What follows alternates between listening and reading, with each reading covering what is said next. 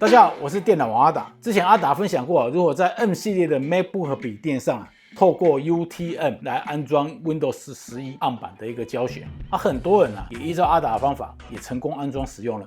不过呢，还是有些朋友会问为什么它的安装档下载不了，驱动装不了，或装到一半为什么卡住等等问题那之前我就讲过如果你想要在 Mac 上安装 Windows 11 ARM 版的话，最好的方法就是用 PD。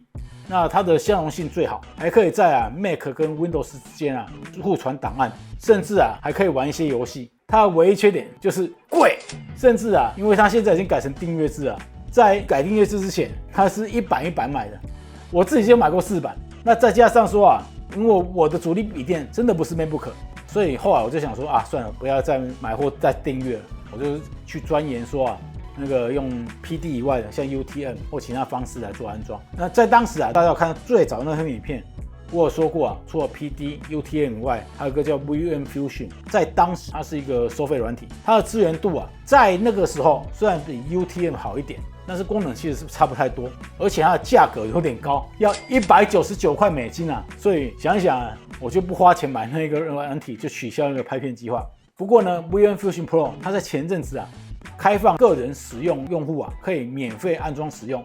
那我自己下载安装来测试之后我自己觉得目前这个最新的版本安装 Windows 11非常的顺畅，而且资源度更高，甚至还可以装 Steam 来玩游戏。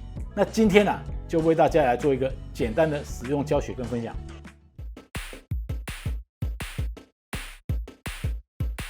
首先呢，到电脑阿达的网站，然后大家只要到这个网址，我会把它放在说明栏那边。那这边呢，它就有一个 VM Fusion 免费的一个下载的说明。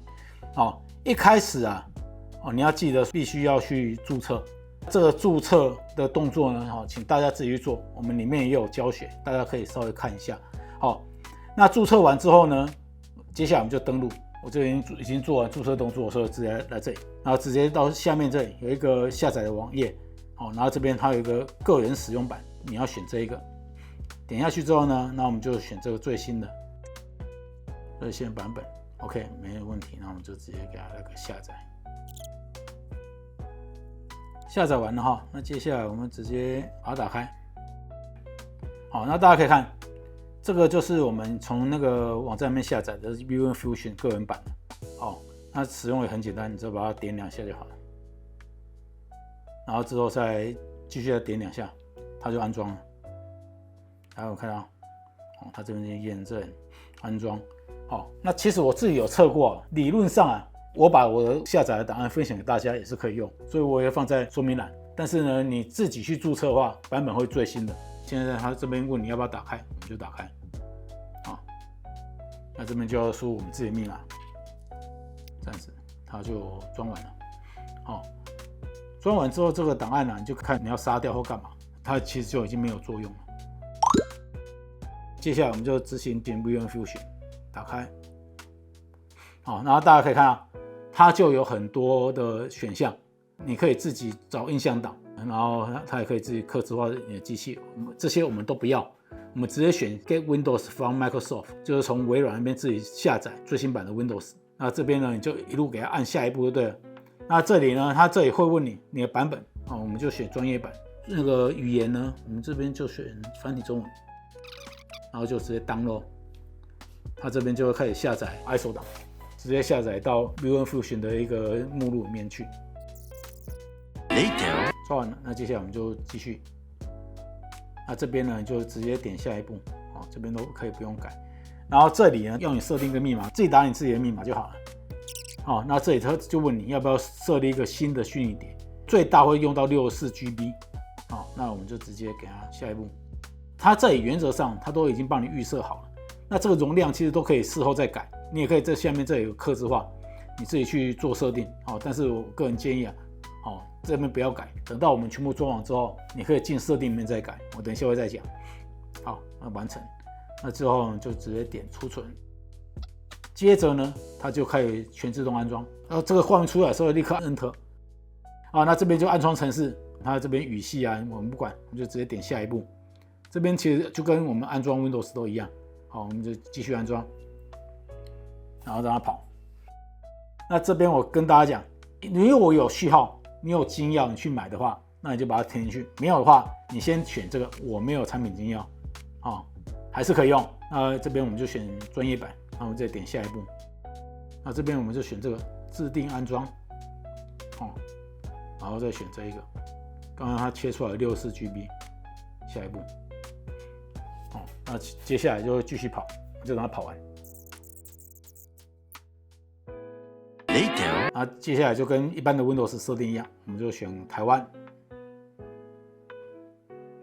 注音输入，跳过。这边都正常，一直下一步。那接下来就命名，就看你要命什么名字。那接下来要看你要设定，个人使用，都跟平常时我们装 Windows 一样。那直接这边选完登录。那这边就要设定你的账号如果你不想设微软账号的话，就学我这样子123小老鼠123.com，然后密码再打个123，他一定会说失效，没关系，这样子呢就算本机账号了。因为有的人就不想设那个嘛，如果你设微软账号的话，好处就是有 OneDrive， 坏处的话我就觉得有点啰嗦。那我们这边就直接打密码，你可以下一步跳过，就不要设密码。那这边就全部都是，接受。接下来这个，我觉得这一版 Windows 暗版最棒的。如果你最近是有装过 Windows 11的，就发现现在新版的它会在这边就直接做更新。它这边会下载更新档，那我们再继续等一下。好啦，终于出来啦，这样子 Windows 11就装好了。不过呢，这只是基础而已。它虽然这边装完了，然后网络也能用，看起来上都正常，但是它解析度其实是不正常的。大家看，我现在调不了了。所以这边要另外去装驱动。大家可以看它上面这条工作链，然后这里有个 Virtual Machine， 这边我们点一下，点下去之后往下选，这边有看到一个 Install VM Tools， 就是安装它的工具。那我们这边就给它点安装。完了之后呢，它挂了一个新的档案，那我们这边可以直接打开，或者直接执行这个 Setup。假设我们这样子打开，那这边就有个 Setup， 我这样子跑也是一样。那这边就直接安装，完成之后再重开机，这样子就完成了 Windows 11暗版的一个安装。那我们来顺便看一下它的版本，23H2最新版的。那这一版也可以正常更新。那接下来阿达就会安装一些常用软体像 Office Steam 然后再为大家做一个简单的各种软体的相容性测试。好，看完了基本的安装之后呢，接下来我们来测试它的使用阶段。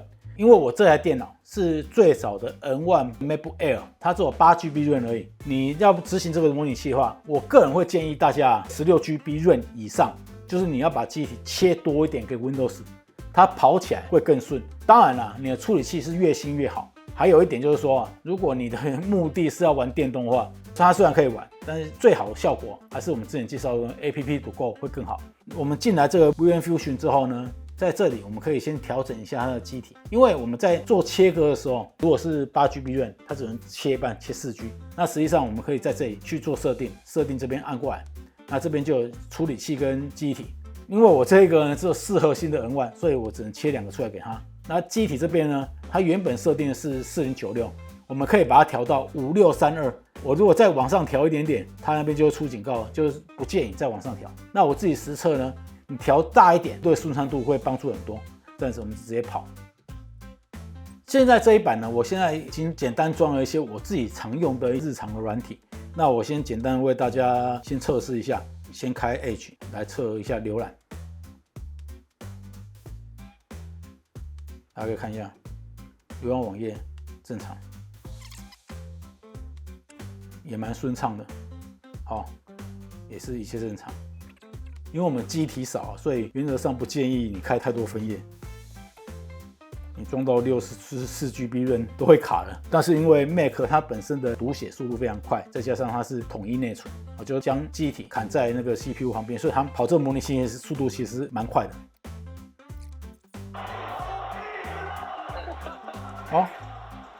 不过看也正常。那也可以全萤幕。哦，那因为现在大家看到最后中间这个区域，是因为我是直接把画面限缩到一个区域而已。哦，那当然我也可以这样子，直接把这个放到最大，让这个 Windows 全萤幕，哦，观赏的效果会更好。哦，大家可以看这个浏览器一切都正常。那其实我也有装 Chrome， 用起来是正常的。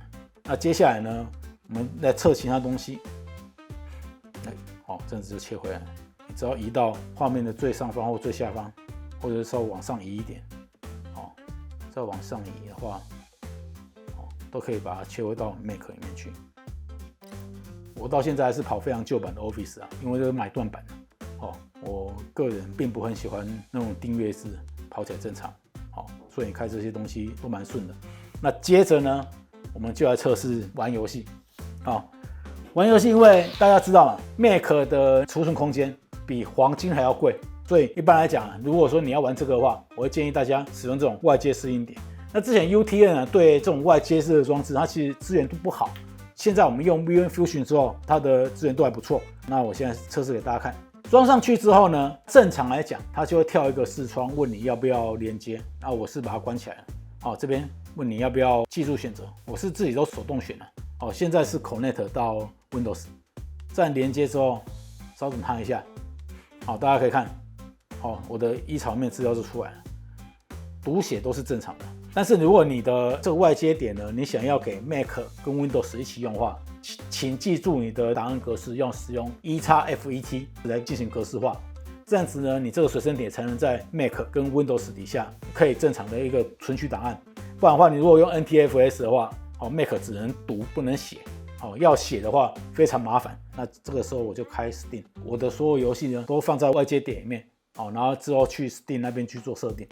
简单带大家看一下 ，Steam 是真的可以跑的哦。你如果说有接外接点要怎么做设定呢？就点这个左上角 Steam， 然后这边有个设定，那这边有个储存空间，点过来之后呢，然后新增磁碟机，像这个我就依槽，然后我就指定依槽是预设值。建议大家安装好之后呢，把它变成开机不启动，这样子才不会每次开机都去读不到，这边就要重新再设定。这样子。那我自己这边有测了几个游戏现在自己测试的话，就是2D 游戏的资源度是最好的。那3D 游戏有的能玩，有的不能玩。那我简单测给大家看，2D 游戏像这潜水夫戴夫游戏是可以玩的，但是它声音有点怪怪的，并不太正常。就有点爆音，但是也不是每个游戏都这样子，有的游戏是正常的。大家看，是真的能玩。也可以设定。如果你要它顺一点的话，建议大家把这个解析度改低一点譬如说你就改到这样子就好。它真的可以玩。这样子，它真的可以玩。好，那接下来我们就换下一个游戏。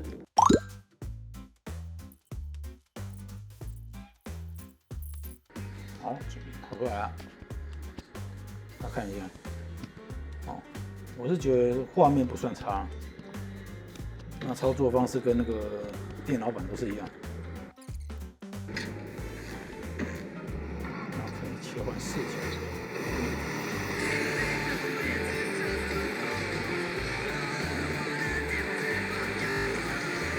或者盾都是正常的。毕竟它已经在跑 Windows， 就在跑 Windows。你如果用 APP to Go 的话，它的效果就会好很多。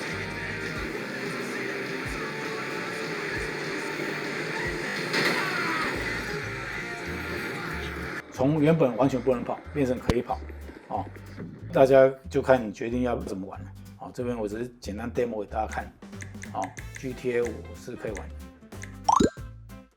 像这个 Street Fighter 5，它就可以玩，而且还蛮顺的。我是选这个 Low Spec。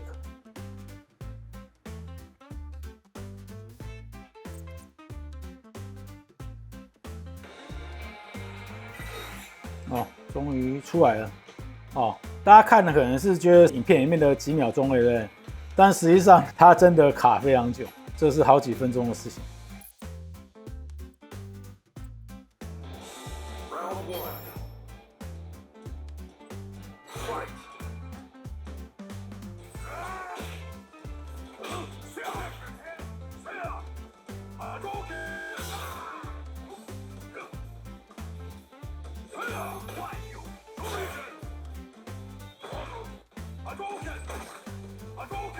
现在是因为我是菜鸡啊，然后再加上呢只能用键盘玩而已，哦，所以就表现的比较差一点，大家原谅一下。像古墓奇兵暗影，它虽然可以进去游戏，但是非常非常的 lag， 然后贴图也是有问题的。这部分我就不建议大家去玩，甚至说呢更早之前的古墓奇兵，它直接读完之后就给你闪退。如果要玩什么游戏，请大家自己花时间试试看。我这边就不测了哈，先跟大家讲一下。还有一点就是说，如果你的游戏它有防作弊的机制的话，就要看厂商那边它有没有对防作弊程式去做暗版或者相容，不然的话可能也是跑不了。那接下来为大家介绍一下为什么我非常推荐 VN Fusion Pro 来当模拟器哈。如果说它只是能够玩电动啊，或者是跑软体比较正常，如果没玩电动的话，你还不如跑 UTM。它的优点就是在于说像之前 UTM 你如果要互传档案，它必须设定一个公用空间，权限设起来还蛮麻烦的，很多人不知道怎么设或设错不会动。那以 VN Fusion 来讲，大家可以看我随便点一个档案，把这个档案从桌面上，然后往这边拉，有没有看到画面上出现一个加号？刚刚我拉过来这个档案，它就已经复制到 Windows 里面了。你要从 Windows 里面拉档案也是一样，就拉出来，它是可以档案互通的，这一点非常非常不错。那另外就是说之前我用 UTM 装的，它是个 beta 版，它是会过期的。那这一版呢，给大家看一下。这一版呢，它的 Windows 版本是最新的 23H2， 就已经是目前最新的，而且它还内建了 Copilot， 使用起来是正常的。Windows 的内建商店，它是能跑能装的，应用也可以用。我测试过 Enjoy 的模拟器，雷电不能跑，我不知道其他能不能用大家可以有空自己去试试看。我猜 Enjoy 模拟器目前是应该没办法套壳再套壳。其实我觉得这些都还不够好用。那为什么我会说超好用呢？因为它支援了这种读卡机。之前的 UTM 它对外接设施的支援度非常的差。你像随身点，它虽然可以读，但是也是不太正常。那这个是它可以读，我测试过它甚至还可以读卡。那我简单测给大家看。像我们现在有接随身点，对不对？记得来这边，它有个 USB 跟 Bluetooth， 要先把这个先切断。切断之后，大家可以看到，在 Mac 里面它就出现我们这个外接视音点。这个时候你就会直接存，但是如果给 Windows 存的时候，在 Mac 这边会消失，它不会同时出现，这一点要大家注意一下。那拔的时候记得一定要退出，不然跑起来日后会有问题啊。那接下来我们来测这个，一样先接个转接头给它，接上之后来看一下这个 USB 这边，它这边就会说要不要连接这个，我们就直接把它连接起来。你看，叮咚，读卡器已经连到了。我们提款卡放进去，然后就随便找个银行。当然了，外挂那些你要自己装，就是读卡机的元件你要自己在浏览器先装好。装好之后，那接下来我们就直接试试看。OK， 进来了，代表读卡机是可以使用的，非常非常的方便。所以这一版的 VN Fusion 的 Windows 11 ARM 版呢，几乎大部分的功能都能用，除了少部分的，譬如它本来就不相容，那就没办法了。那另外就是说，游戏它本来就没有支援暗版，或者说厂商没有做相容性的话，那也没有办法。还有一点就是说，我们可以在有一个工作管理员，也可以去查看说，现在这个软体它是跑原生的，还是跑暗版的。在这边我们直接切到这里，然后在这边大家可以看到说，以 Chrome 来讲，这就跑原生64了，因为我下载就已经下载暗版的 Chrome。这样子，那这边也是暗版的。像这个玉山银行呢，这个就是我刚才去玉山银行它的外挂，有没有看到？它 X86， 这个就是模拟的，所以在这边也可以去看它是跑原生或跑转译的。现在的这种新版呢，它是用微软的一个新的叫 Prism 的一个转译器，它跟那个 Mac 的 Rosetta 的转译的原理不太一样。Mac Rosetta 只要转译第一次的时候比较久，之后就会变快了。微软呢，它是即时转译，所以它会变成比较吃你的电脑的一个规格。再加上一直转译，它的性能就会一直耗损。所以像我刚才在玩电动的时候，搞不好它连原始效能的6成或4成都不到。所以老实讲，是真的能跑就好了。那整体的使用感觉，我是觉得相当不错。最重要的是厂商没收你钱，然后还可以更新，它装好了可以用，但是它没有启动。你用一阵子呢，它在它右下角会显示一个你 Windows 还没有启用，没有启用怎样？其实也不会怎么样啊。就我自己用那么久，好像也没有怎么样。但是就不能换桌布哦，一些个人化应用这就没启用啊。至于要怎么启用呢？请大家去购买正版的微软轻摇啊。如果没有钱，只是试用简单用而已哦，你就是先撑着。哦，在不能使用之前就继续用没差。那这一版也可以正常更新，不像之前那一版是没法更新的。那以上呢，就是我用 M1 MacBook 来跑 VM Pro 的一个 Windows 11的一个简单的心得。我是觉得体验已经比 UTN 好很多很多了。不过呢，必须负责任的讲 ，PD 还是更好，但是 PD 就贵。那如果玩电动呢 ，APP 不够，它这样玩电动的表现大概是接近 PD。比 PD 差一点，但是就不用钱了，相容性好，多卡机可以用，我觉得就相当无敌了哦，已经可以解决我们大部分90%几的一个需求。那至于其他游戏，欢迎大家测试完之后在底下留言跟我讲。我是电脑王阿达，如果喜欢这段影片呢，这样按赞、订阅跟开小铃铛。我们下次影片见，拜拜。